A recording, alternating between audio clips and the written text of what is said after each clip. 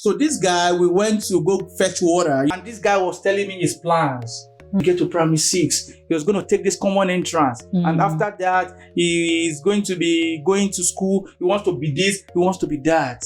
Very good ambition. But I can tell you, even before I left Nigeria, even while I was in secondary school, the guy had turned to something else. How did you decide on data engineering? In my primary 1, because when I was growing up, I played soccer a lot. Yeah. So guess what? You see me sweating. You see.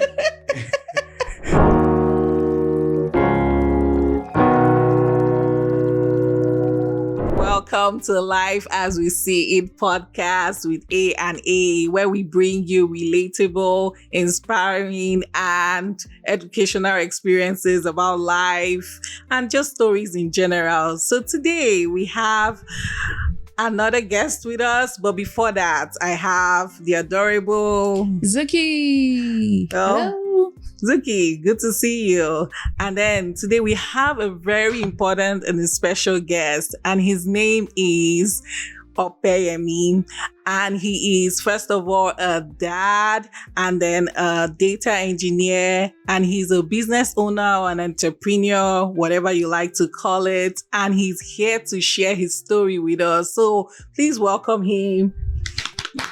Welcome, Mr. Pe. Thank you so much. Thank you for inviting me right here. Yeah. I always like when we have guests because I like to just learn, pick people's brains, see what they think. So welcome. Thank you for being here. It's such an honor to have you. Thank you so much. Opeyemi, we've known you for a couple of years now, and you have a very interesting story and background. So can you tell us a bit about yourself? What it was like growing up, what family you're from, your background, everything. Thank you for that question. So basically, I'm a Yoruba, from Nigeria, of course, and I'm the last child of 5. My journey, how I grew up and all of that. I grew up in Lagos, and so I basically lost my dad before I started first grade. Oh, yeah, no. So I didn't really get to, thanks. No. So I didn't really get to know him, But my mom has been the one taking care of us, and she's a petty trader. And if you really lived in Lagos very well, when we say petty trader, we are talking about people that sells, they call it candy, right? They call it sweets. Sweets. You buy all those sweets, 50 kobo, how much there, right? And then, we have biscuits. What do we call biscuit right here? Cookies. Yeah. And then we sell kuli. Yeah. That is something we used to call about juju. I don't know if you remember all those things. Yes. And then, we sell soap, bath soap, washing soap, all these little things like small business. So did she have a store? Yes, or did she have to hook it? Okay. She has a shop beside our house. Okay. So we always go there in the morning, close at night. And then she had a grinding machine to grind pepper, beans. Oh, I remember I used to go and grind pepper and beans. Yes, exactly. People wants to make more and more. People wants to make pap.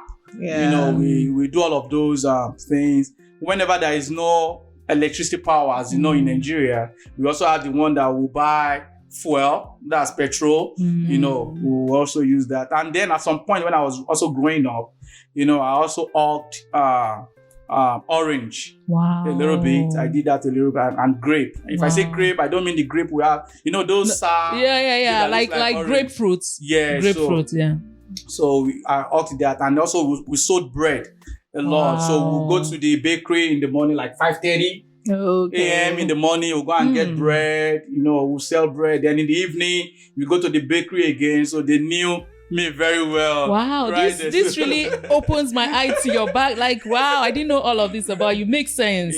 What you're discussing now makes sense. So just to call you short, so you said you were in first grade. So that means the oldest was probably still young. How old was the first child? She's older than me by 3, 6, 9, 12. 12 years. 12 so your mom was raising 5 children under maybe, I don't know, like teenage kids, and below. Exactly. So young children. My sister was probably, that's the first child. She was probably then they use from 4, from 5 or something like that there. Wow. Yeah. And of course, while I was growing up, I remember when she would go to people to go borrow money so that she can pay for school fees. And all of that for my brother, for my sisters, So we went through all of that growing up. But she's a woman. She's a very strong woman. So we went through that, and she's someone that each time she comes back from the shop, we get to the house, she just goes. There is something she has on the cupboard inside the house, or I would say the wardrobe. She has these big dishes that she will put. She will say, okay, she will save money, maybe 5 naira or 10 naira. That this one is so person school fees. This one is for house rents. This one is for NEPA bill. She will always save that. So that has also, taught me that. So she was a good entrepreneur, business manager, financial person, exactly, everything. Wow. Exactly. Powerful woman. She raised every one of us to go to school, even though she did not. She was like, school, my children have to go to school. She didn't even, I don't think she finished primary school. Yes, she did not finish primary school. So, so that was how I grew up. And then, while I was in the primary school, after I get back from school, then I will go to lesson. We call it lesson. That's the evening classes. And those evening classes, they will always beat you if you come late. So if I get home, I will not eat the afternoon food, that's the lunch. I will just grab maybe baba dudu and maybe baba dudu is like candy. Candy that you. And your mom normally says, is it the one from her shop or I'll just take one? I'll just take one, and then she'll just give me one. You don't usually take anything behind her. She will just give me one and granite. Then because otherwise, if I get late to lesson, then I'm gonna be busy. I'm gonna be flogged. Oh wow! You understand? So I always want to make sure that you are there. Of course, I've been there late before, so that they beat me, right? So I just want to make sure that that was how I grew from my primary 1 till primary 5. That I entered GS1, and GS1 is what do we call it, right? Grade 7. Yes. Grade 7th grade. 7th grade, yeah. So I continue like that. I'll go to evening classes. Then at some point when I got to SS1, which is grade 10. Yes, 10th grade. Then when I'm coming back from school, I'll just go to the library to go study, But all through those periods also, I was in the drama group in my church. I love to act drama. So you were really functioning on all sides. At home, helping your mom to sell and hawk, and then in school, and then you also had time for extracurricular. Exactly, yes. Wow. And then we need to make sure we get home on time by 9:30 p.m. so that we can wash the grinding machine. Because we always make sure we wash it before we go to bed. Okay, so that it can be clean for the next customers. Day. Yes, for customers, yeah. So that was how I lived. It's an area that it's not so, I would say, not so developed. We'll play on the streets. We'll play soccer. It was. Those were the good old days where kids played outside. Not now. Exactly. So it was so fun right there. And of course, I went to public school because I didn't have money to go to a private school. Yeah. So that was how I grew up in such neighborhood where I would say by the grace of God we turned out to be what we are today. So many people have gone the other way, but to the glory of God, we are here today giving God all the glory. So what kept you grounded through that period? Because I know those days in Lagos, like depending on the neighborhood, there are lots of street kids, like you can get into vices because your mom is busy, your older ones are probably busy. What kept you grounded? What kept you focused? Say, okay, because now you're a doctor. This guy has a doctorate, right? So, and you work in one of the biggest tech companies in the world. So what kept you grounded? Well, again, all to the glory of God, because a lot of people also, they want to be where we are today, but they are not privileged, right? Or maybe something just happened. Like Bible talked about, the time and chance happens to everyone. Yes. Yeah. However, of course, you still need to put in your own effort. And the reason I say so is because I could remember there was a time we were in, I think, primary 4, that's 4th grade or so. And I went to, if I missed the question you asked me, please bring me back. I just wanted to share this. So this guy, we went to go fetch water, like we'll walk miles to go get water, right? And we were coming back. And this guy was telling me his plans. He was telling me that, when we get to primary 6, he was going to take this common entrance. And after that, he is going to be going to school. He wants to be this, he wants to be that. Very good ambition.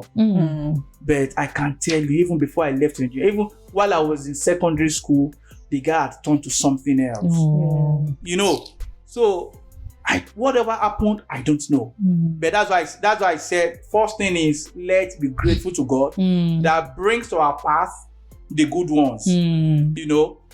But again, to go back to your question, what has kept me is God. And I think too also is have that passion or have a goal for yourself. Even despite the fact that you are so young, I think it's always good to have a goal. And God's so good. My mom, even though we lost my dad when I was so much young, but you will never see a man come to the house. You will never see her committing, being irresponsible. Yeah, being irresponsible, Yeah, she doesn't drink. She just stays in her shop. She doesn't like to gossip, She doesn't go and start greeting people here and there, You just see her focus in the shop, right? And then she taught us in the way of the Lord. We all go to church.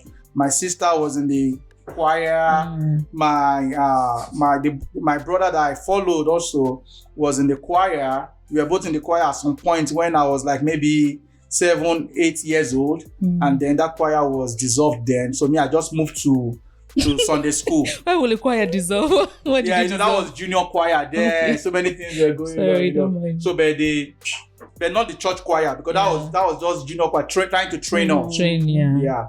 So, and then I just went back to the children's department. That's the Sunday school. And that was where I was till I finished secondary school. In fact, till I even got to Yabatek. So I think it's all about defining your goals, having that passion of where you want to get to, and surrounding yourself with good guys. And I think that's very important. Because for me, I could even remember that despite how young I was when I was in my primary 1, because I'm always the guy that I always want to take the first position, right? So even when I was in primary 1, when I was in primary 1, I took second position, and then they told me like, it was this girl that took the first position, and what came to my mind was I think they did Ojoro. Again, Ojoro is what? Cheating, they cheated on you. That is it because the girl always helped the teacher to carry her bags and all of that. Like teachers, she was probably the teacher's pet. That was always happening then. But guess what? By the time I got to primary 2, primary 3, primary 4, primary 5, I was taking the first position. Oh, wow. And then I moved from primary 5 to... How did you do it? Like, I don't even go... Because like you described, you help your mom at home, you come back from school, you help her in the store. Yeah. When do you... Man, that's kudos. Yeah, thanks. And I think God, again, helped me in that there are so many kids also that would have said, okay, I'm going to lesson, I'm going to the evening tutorial center, but they wouldn't go there. They will go somewhere else. You didn't join bad gang. Yes. That's why I said all to the glory of God. One thing is define your goals, then, also pray and just make sure that, as you are praying, you're also working out. Like, I think being focused, because for me, when I was growing up, I played soccer a lot. Okay. Yeah. So guess what? You see me sweating. You see me sweating. I'll get to school in the morning. I'll quickly play soccer. We get to class. I'm already focused. I'm studying. Yeah. Right? Yeah. After school again, I'll play. Right? Then immediately leave school. I'm going to lesson again. Right? So, and I think because I was always involved going to lesson, so something kept me going. Kept you going. Something positive. Yes. And I think for somebody that is in primary school, you don't really have to sit down to study for 2 hours. For 3 hours as a young boy, a young girl. But the fact that constantly they keep repeating the same thing to you every day.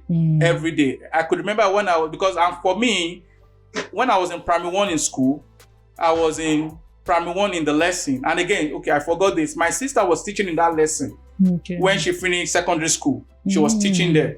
So that was when, and what made me to be going to that lesson was because that tutorial center was because they said I should be taking food to my sister. Anytime I came back from my school, take food to your sister. Then when I got there, my sister would just say, sit down there, you should be doing I need to be doing the classwork. That was how I started. Then later on, she said, okay, sit down there too.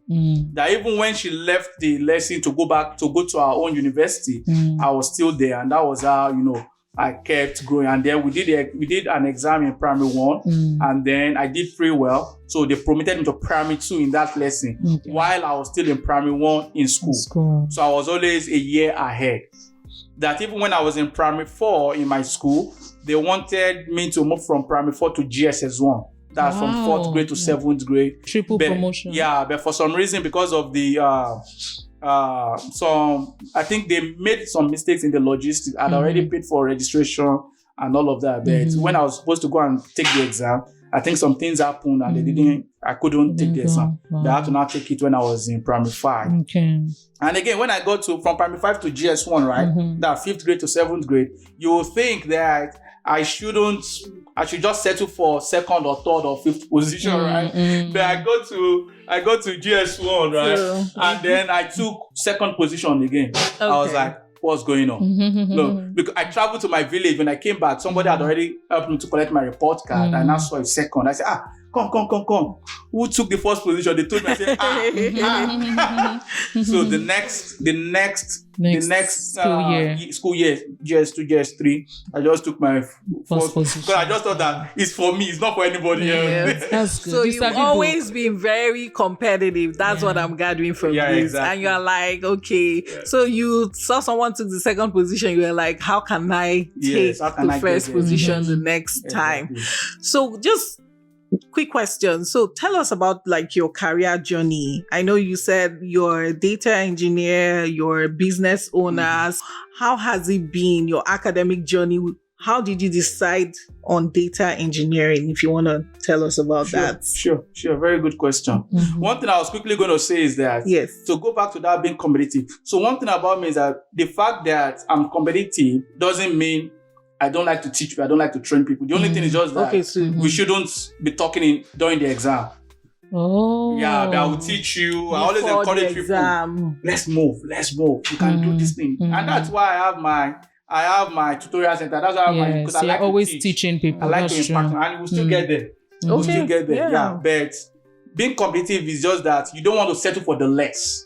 That's how we call it. I may not really say, being competitive. I will just say, not settling for less. Yeah. Right? Yeah, not settling for less. However, you want to make sure you bring every other person to that top. If every one of us can take the 1st position, that's fine. That's fine. Yeah. And also there's like healthy competition. Exactly. So it's not always negative competition. There's healthy competition where you're striving to be the best and you're also carrying people along with you. Exactly. So that's true. Great. Healthy competition. Yeah. That's true. So in terms of my academic journey, so we've talked about my primary, right? I went to a public school and then from primary 5, that 5th grade to 7th grade. And then I moved like that, finished my secondary school. And then I went to Yaba Tech. So, but before that, after I finished my secondary school, as part of the academics, I came out, then I started tutorial center. Maybe we'll probably still go there. Tutorial center after secondary school. Yes, I started my tutorial center. The first thing I did was that when I was 17, I finished. I took out a plank, I put it in front of my mom's shop, and I put right there, mathematics clinic, private. Right there, mathematics clinic. Wow. Basically, if you need private teacher, and people started coming in, and then I had people in my house, my compound, that I will literally teach, and then they will pay me.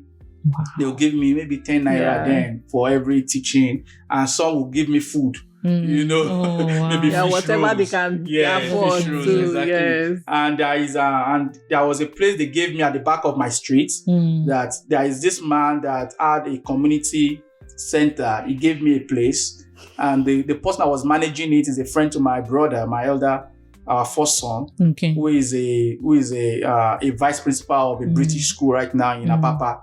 So they gave me that place, and I'll be teaching people mathematics. They call it mathematics clinic. So I'll be teaching there, and then they pay me. So that started that way. So Opeyemi, sorry, are your siblings like you? Did they have your kind of Yeah. You know, or Yeah. you are all the same way? Yeah, we Okay. are pretty much like that. Like Very ambitious and go-getters. Yeah, Okay. ambitious, go-getter, and we also love to impact knowledge. Okay. Like my sister, who is our the first child, she teaches chemistry. Okay. She teaches chemistry. My brother, who studied pure and applied physics, is the vice principal of a British school. Wow.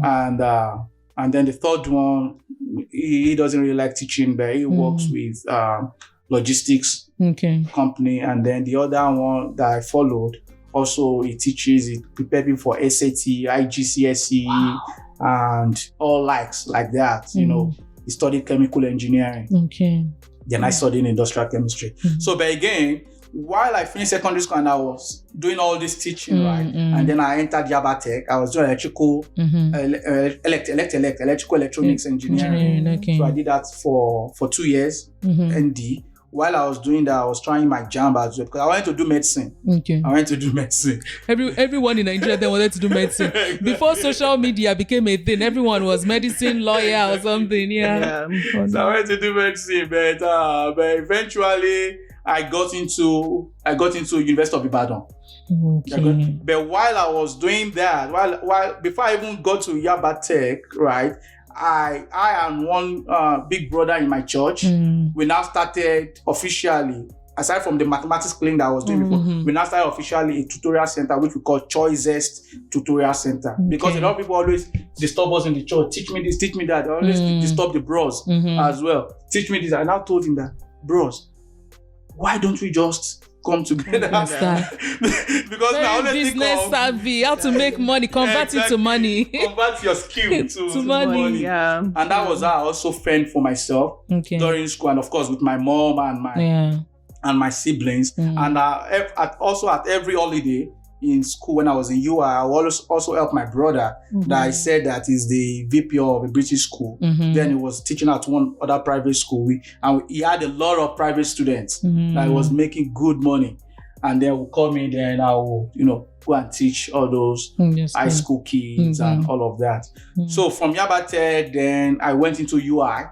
Again, I wanted medicine, but eventually I couldn't get medicine. So I got chemistry.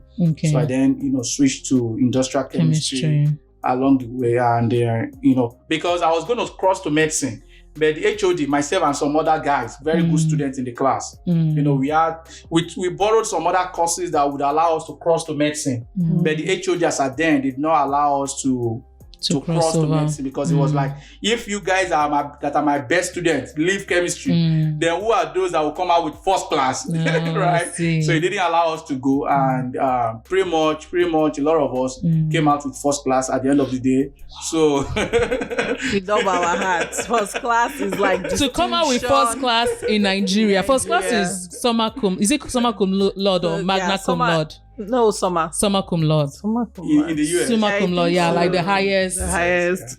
So the thing is, Opeyemi, what I'm getting from your story is you're very ambitious, very go-getter, but you're also very smart, right? So it's a gifting from God, because some kids will want to do what you're doing, but they will struggle academically, but you didn't have any academic struggle, which is a blessing. Yeah. Wow, first class in industrial chemistry from a Nigerian university. Well done. So of course, like I said, I have a couple of other guys too that, we study together, we talk together, we help each other to grow. I have some of them right here, even in the US. Of course, I don't need to mention their names right here. They're very smart guys. So we finished, and then while we're already in our 4th year, we're already thinking about how do we get to the next level. And I think we already told ourselves the next level was to get out of Nigeria, where we are going to be valued. And then we started taking TOEFL, GRE, and got so good. We started going. So you came on a student visa. On a student visa, exactly. To America. America. Did you consider other countries? What was America? What was the charm for America? Yeah, so I was considering UK at first. I was like, let me just do my 1 year in UK and just come back to Nigeria, get a powerful job, blah, blah, blah. It was one of my friends. In fact, I need to reach out to him right now. He's a professor right now at Louisiana State University. So he told me, because he has a lot of experience in all this kind of stuffs, because he has brother that already traveled out, and he was also used to all these things. He told me that why don't you focus on US? That US is the greatest supporter of research. That you are likely to get a research assistant, because when I tried UK, when I chose one school, I think it was Loughborough University, Loughborough, and they shortlisted me for a Shell scholarship. Okay. But at the end of the day, they needed one person, and the person they got was from Trinidad and Tobago. So basically in UK there is no just one person. Exactly. That is funding for graduate school in UK is very poor. Yeah. Exactly. So I had to just focus on US as well. Applied first time, then second time, before. So how long did it take you how many times did you have to apply? I think the first time that I applied to 4 schools. Okay. And then the second time I applied to, I think, 6 schools. Okay. 6 schools. And then when I finished my master's, and then I now applied to 10 schools for PhD. Yes. So you were here already when you I was here already. So yeah, so basically, that was how I started then. Then when I finished my master's, I came for an interview with Intel for a environmental process engineering position. What did you do masters? What was in chemistry. Chemistry. Okay. But I did research on adsorption of lead. Okay. So I was absorbing lead from from water, from lead water and all of that. So they liked it, and they said because they are talking about copper and copper lead. They were like, yeah, come in for an interview. So I came for the interview. But then when I came here, it opened my eyes more. Wow, this is big. So when I was now going for my PhD, I made sure that I did something that was going to bring me back to Intel, knowing fully well that Intel also files for people, and Intel is a semiconductor company. So I made sure I went to go do the research that involves semiconductor. So I went very strategic. Yes, exactly. So I went to University of North Texas for chemistry, but the first year was full funding, first semester, but the other semesters, because the school does not really have enough money that. But I didn't really mind, because what I was looking at is after 4 years, I'll get a job that really makes sense, right? And I will file. When you mentioned file, for people who are listening or watching who don't know what file is, so as an F1 student with visa in the US, student visa, you need a company to file for you to give you permanent stay in the country. Permanent residence. Exactly. So I was intentional about that. That I wanted the research that will involve semiconductor that will bring you back to Intel. That will bring me back to Intel, so that when they are listening to what I'm saying, they'll be like, oh, this guy is speaking our language. Right. That is semiconductor language. And that was exactly what I did. So when I was getting to the time that I'm now 4 years now, so I just sent my resume to a couple of my friends. They helped me to spread it out within Intel, and then they called me. I did the interview, boom. And then I got the offer. The job. Wow. When you told me that story for the first time, I was like, wow, like you are so strategic to the T. Like, you knew what you wanted and you positioned yourself doing research that aligned with, the company you're looking at. That's good. Yeah. And again, so still in the line of the academics, because now I've gotten my PhD, right? And I've gotten the job at Intel. But my friend told me one thing. I know he doesn't mind if I mention his name right here. That's Jude. You probably know Jude. Yes, right? Jude. Yeah, Jude told me one thing, which I will not forget. He said, your first 5, I think maybe somebody also told him. He said, your first 5 years here, or even in the industry, learn like crazy. Because now you don't know which area you are going to be eventually. Even though you are at Intel now, yes, but you might still find something that is your passion. So now learn like crazy. So I kept learning. I knew the process. Then I had a guy in my team, a very nice guy, Young Mao. And Young Mao is very good with scripting. And then I told him, he was automating things within the group that was making life easier for us. And then I want to learn this thing, mentor me, So, and then he said, yeah. Then he started sending me materials. And then I started using that. There's also one of my other friends that also is good in automation. Dominic. I will also go to him. We'll discuss about stuff. Then I'll come back to my team. And then I will work out projects. And that was how I started. So as I started, and then I now realized, okay, what is the next thing? Right. Okay, the next thing is probably, let me go and learn SQL proper. The next thing is learn Python. And then I was now like, okay, now Python, what do I want to really do? Yeah. Because I'm not in the computer science world. I don't really know more. I mean, you're working as a process engineer at Intel, right? No, and your job didn't even require you to have all this knowledge of it doesn't scripting. Require it. Yeah. Of course, if you have it, that's added advantage. Yeah. Exactly.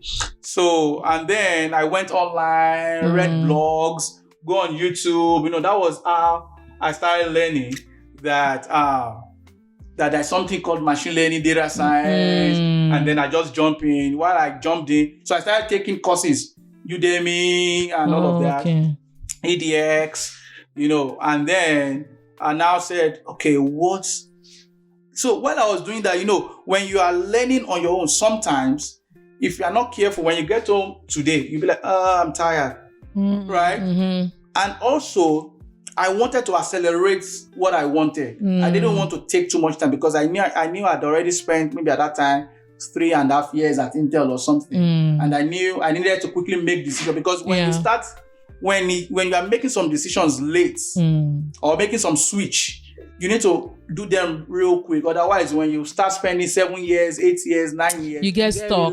You get stuck. Relaxed, exactly. So I didn't want that. So I spoke to one of my guys that I knew through Jude, Raphael Taiwo. So I called him. Hey, I saw your trajectory. You moved from process engineer at Intel to a machine learning position. How did you do it? Tell me about the school. I was looking at UC Berkeley. Then UC Berkeley. Versus going for a boot camp. And that was how I engaged him in talk for like 1 hour before I then made my decision that I'm just going for the school.